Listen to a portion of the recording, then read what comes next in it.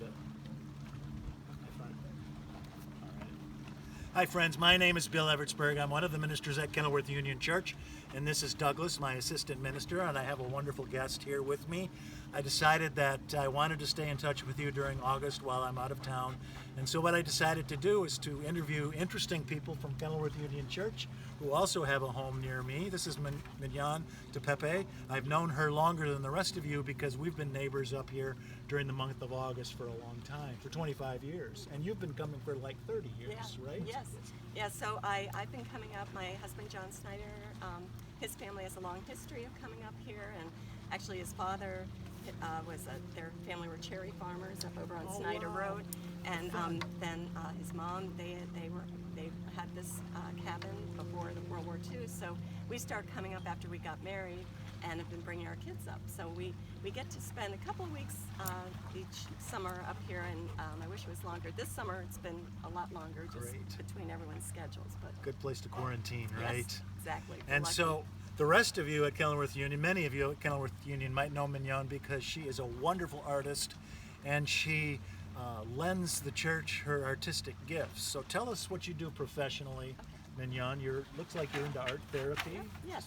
So I'm a licensed clinical professional counselor and registered art therapist, and so I actually right now I do groups. I do art therapy groups with Institute for Therapy Through the Arts, and so I do at schools and also in acute mental health facilities, and then I do groups through North Shore University Health Systems, and I have my own private practice as well. So I'm really involved in that, and then I also really enjoy doing art and creative workshops with other sort of community and different not-for-profit groups. So Licorice Project and Twist Out Cancer, and then I really enjoy doing work with the church and groups. We were just talking.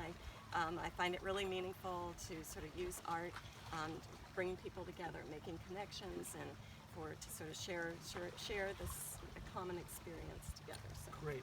And most prominently, you helped the church build this impressive labyrinth. So, and you and Cindy Fuller accomplished this almost single-handedly, right? Well, but tell us how you got that going and how you brought so many church members into that project. Yeah, we for the 125th celebration, we had a committee that came together, and we were sort of brainstorming ideas of how we could sort of engage the church members in being involved. And so we did a lot of the first couple of Sundays for the Sunday school classes. We did some of the beautiful drawings that the kids did at the church, and then we used those to make note cards. And then, but we wanted to somehow include all church members. So we started thinking about painting rocks and then creating some type of path. And then we're like, well, let's do a labyrinth. That makes sense, with the church, and just sort of tied that all together. So we were able to work with all the different age groups and church members in between services or meetings. And so everybody, I think we almost had all participation.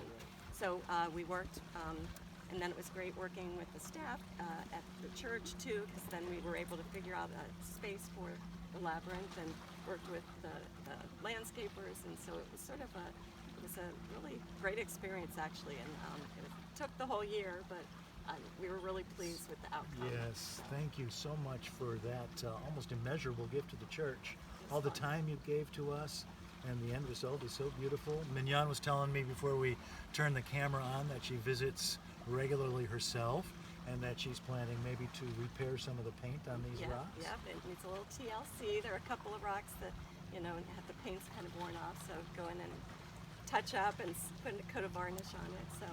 But it's a nice little, if you haven't visited it's this sweet little enclosed space, sort of right in front of the chapel. Yes, right. And so I'm going to get some people who know more about how to do this than I do to put up a picture of the labyrinth next to our little video here. Great.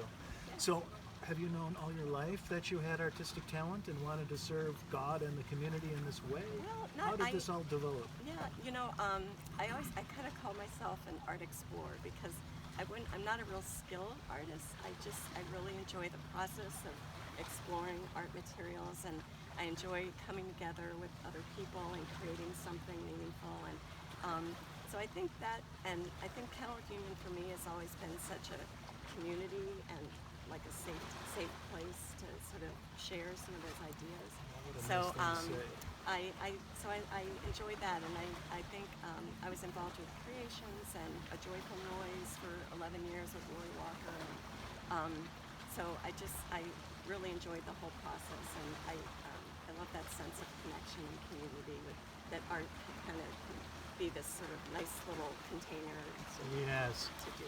Well, just to mention those names, Lori Walker and Cindy Fuller and Mignon Dupepe, they have so much talent, and you're right, it's such a rich community.